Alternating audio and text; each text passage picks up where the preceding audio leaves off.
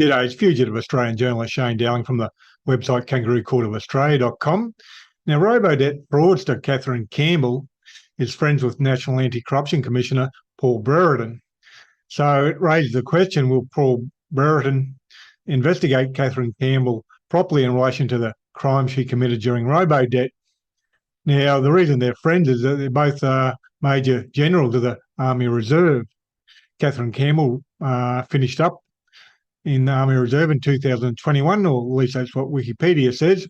But Paul Brereton has continued in the Army Reserve, and Kathryn Campbell's husband, John Brennan, is also a colonel in the Army Reserve, and apparently he's friends with Paul Brereton as well, which you'd assume, given that Kathryn Campbell is, you'd assume the husband is as well, and that's what I'm told. So that raises some serious questions, a conflict of interest for Paul Brereton, the National Anti-Corruption Commissioner, and how he'll potentially deal with it.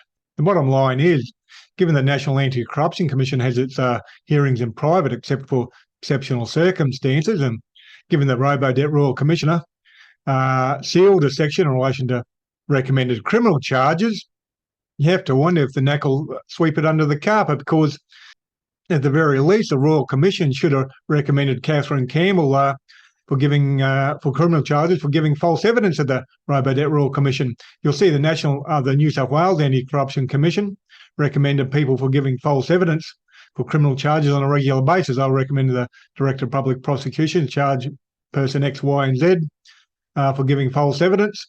Well, the Royal Commission should have recommended Kathryn Campbell for giving false evidence, because she was definitely perjuring herself like there was no tomorrow all over the park.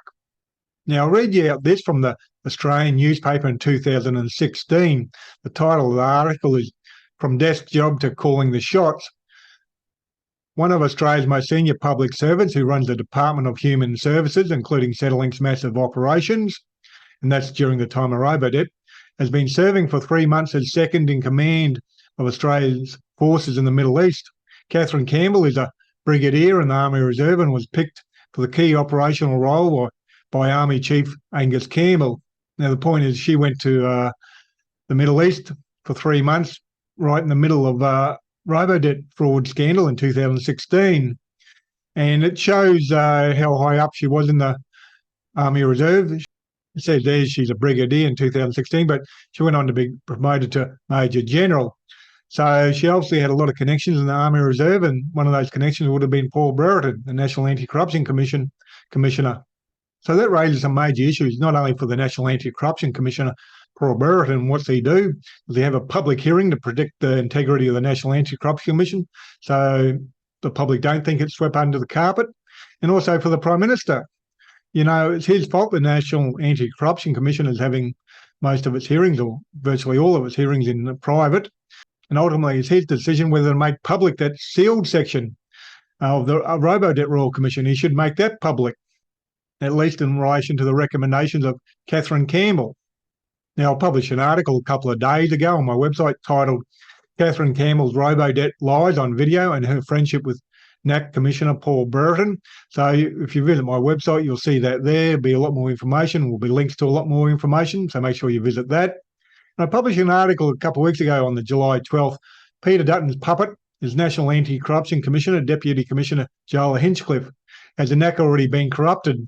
So the National Anti-Corruption Commission's only been going a short period, and it's already got some conflict of interest matters that it needs to sort of deal with, and it needs to deal with them in a public manner. Otherwise, the public are going to think there's a huge cover-up going down in at least a couple of investigations. Now, if you're watching this video on YouTube, please hit the like and subscribe button and notification button. That way you'll get notified every time I publish a new video. In Kangaroo Court of Australia's independent media, I publish a website, YouTube channel, Facebook page, and Twitter account. And I'm 100% crowdfunded from people like yourself.